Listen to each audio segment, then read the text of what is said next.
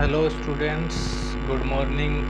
Welcome back to all of you in the online class of social study provided by Rajasthan academy Churu. Students, अपना जो chapter था, unit थी, वो चल रही थी democracy in the contemporary world, समकालीन विश्व के अंदर डेमोक्रेसी। उसके अंदर 2 स्टोरीज वगैरह, जो पोलैंड की, चिली की जो स्टोरीज थी वो पढ़ी। और फिर हमने डेमोक्रेसी का जो एक्सपेंशन था वो कौन से चरणों में हुआ, उसकी बिगनिंग कैसे हुई, उसकी स्टडी हमने कर ली।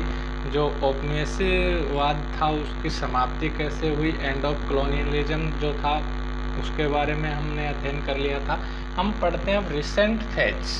रिसेंट जो फेज हैं, चरण हैं, उनकी स्टडी हम करते हैं। देखो,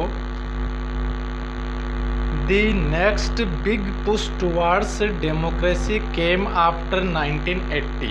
1980 के बाद में डेमोक्रेसी थी, उसके अंदर उसका जो बड़ा जो फॉर्म था, रूप था, वो सामने आया। As democracy was revived in several countries of Latin America. Latin America के अनेक देशों के अंदर जो डेमोक्रेसी थी उसको पुनर्जीवित किया गया, पुनः उनको स्थापित किया गया, रिवाइव किया गया। Poland and several other countries became free from the control of Soviet Union during 1989 to 90। 1989 से 90 का जो दशक था, डिकेड था, उसके अंदर जो सोवियत रूस के अंडर जो कंट्रीज थी वो क्या हुई थी, स्वतंत्र हुई थी। They choose to become democracies, और उन्होंने क्या निश्चय किया, डेमोक्रेटिक राष्ट्र बनने का निश्चय किया। Finally the Soviet union itself broke down in 1991। 1991 से 90 तक रशिया एक बहुत बड़ा राष्ट्र था, लेकिन 1991 में जो रशिया था उसके पार्ट्स बन गए, छोटे छोटे राष्ट्र, कंट्रीज उसके अंदर बन गए थे। The Soviet union comprise 15 republics. Soviet जो रूस था उसके अंदर कितने राष्ट्र बने, 15 जो इंडिपेंडेंट और रिपब्लिक जो राष्ट्र थे वो बने थे। All the constituent republics emerge as independent countries, और जिन जिन राष्ट्रों में रिपब्लिक स्थापित हुआ, गणतंत्र बने, वो सारे के सारे स्वतंत्र राष्ट्र के रूप में सामने आए। Most of them become democracies, और अधिकांश जो राष्ट्र थे, क्योंकि वहाँ पर सोवियत के अंदर जो साम्यवादी शासन था, लेकिन जब उसका विखंडन हुआ तो जो 15 जो अलग कंट्रीज बनी उसमें से वो डेमोक्रेटिक कंट्रीज बनी थी। Pakistan and Bangladesh made a transition form army rule, और जो पाकिस्तान और बांग्लादेश थी उसका निर्माण आर्मी रूल के माध्यम से हुआ।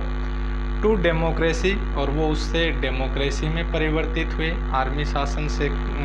आर्मी शासन को हटा करके वहाँ पर भी डेमोक्रेसी स्थापित हुई 1990 में, 1990 में। नेपाल के अंदर क्या थी, राजशाही थी। In Nepal the king gave up many of his powers to became a constitutional monarch. एक संवैधानिक राजा बनने के लिए नेपाल के राजा ने अनेक जो अपनी पावर्स थी उनको क्या कर दिया था, गेव अप कर दिया था, त्याग दिया था। To be guided by elected leaders, की जो लीडर होंगे, इलेक्टेड जो लीडर होंगे वो जैसा गाइड करेंगे राजा उसके अकॉर्डिंग कार्य करेगा। इन 1999 में general Musharraf brought back army rule in Pakistan. General Musharraf ने वापस आर्मी रूल पाकिस्तान में लागू कर दिया, वापस आर्मी का शासन कर दिया। इन 2005 और 2005 में the new king of Nepal dismissed the elected government. उसने जो राजा था उसने भी जो चुनी हुई सरकार थी उसको डिसमिस कर दिया, उसको निरस्त कर दिया। And took back political freedoms, और जो राजनीतिक स्वतंत्रताएं थी, people had von in the previous decades. पिछले कुछ दशकों में लोगों ने जो राजनीतिक स्वतंत्रताएं जो हासिल की थी वो राजा ने वापस ले ली, उनसे छीन ली। बाय 2005 तक about 140 countries were holding multi party elections, यानी अनेक जो पार्टीज होती हैं उनके माध्यम से इलेक्शन होकर के जो गवर्नमेंट बनती है, जैसे इंडिया के अंदर हैं बहुत सारी पार्टीज हैं, कांग्रेस है, बीजेपी है, बीएसपी है, एसपी है।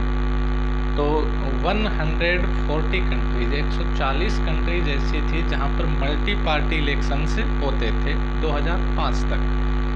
More than 80 previously non democratic countries, और लगभग 80 से ज़्यादा जो नॉन डेमोक्रेटिक कंट्रीज थी, have made significant advances toward democracy since 1980। 1980 तक अधिकांश जो नॉन डेमोक्रेटिक कंट्रीज थी उन्होंने भी डेमोक्रेटिक कंट्रीज बनने की तरफ कदम बढ़ाने शुरू कर दिए थे। इवन टुडे, यहाँ तक कि आज भी,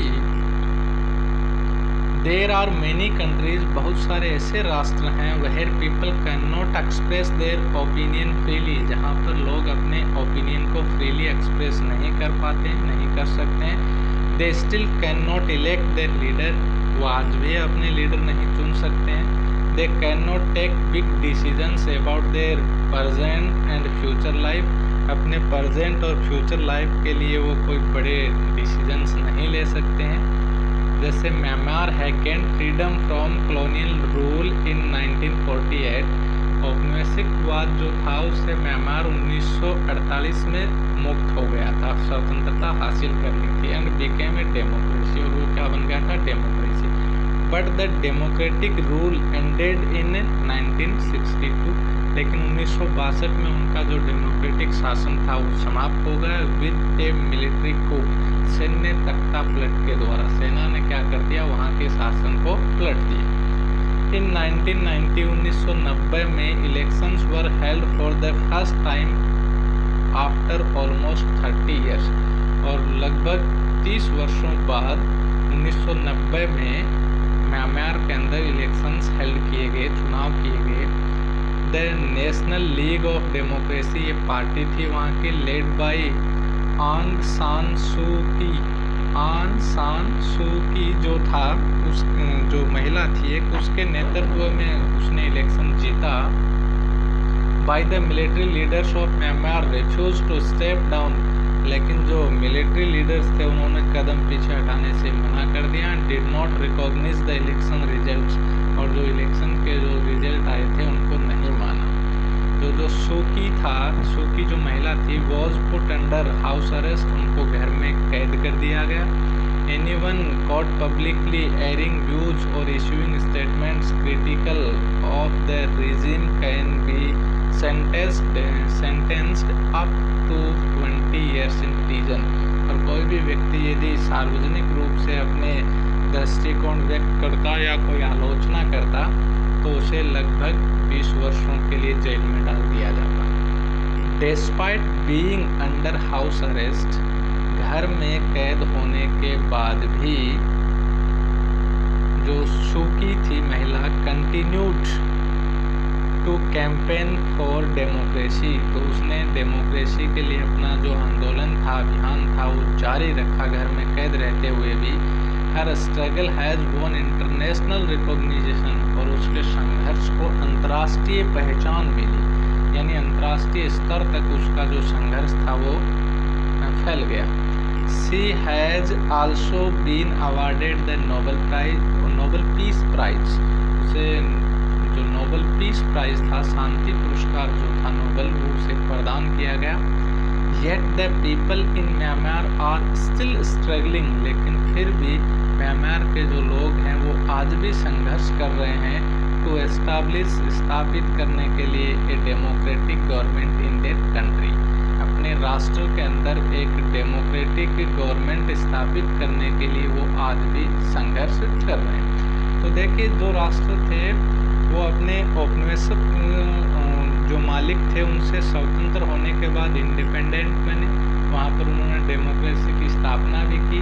लेकिन दूसरे विश्व युद्ध के बाद में जो राष्ट्र डेमोक्रेटिक कंट्रीज बने थे वो लंबे समय तक उनकी डेमोक्रेसी रह नहीं पाई, उनको किसी तानाशाही राजा के द्वारा या मिलिट्री फोर्स के द्वारा हटा दिया गया, वापस वहाँ पर सैन्य शासन या जो मोनार्की गवर्नमेंट थी, जो राजशाही जो सरकार थी, वो स्थापित कर दी गई। तो इस प्रकार से जो रिसेंट फेज में जैसे म्यांमार है, वो वर्तमान में भी इसी प्रकार से चल रहा है। अब democracy at the global level, अंतर्राष्ट्रीय स्तर के ऊपर हम डेमोक्रेसी का अध्ययन करेंगे। जैसे कुछ इंटरनेशनल ऑर्गेनाइजेशंस हैं, उनका अध्ययन हम करेंगे। इंटरनेशनल ऑर्गेनाइजेशन में जैसे आप जानते हैं United Nations a democratic organisation, इसका अध्ययन हम करेंगे कि क्या यूनाइटेड नेशंस है वो डेमोक्रेटिक संगठन है। इसकी स्टडी हम नेक्स्ट वीडियो में करेंगे। थैंक्स।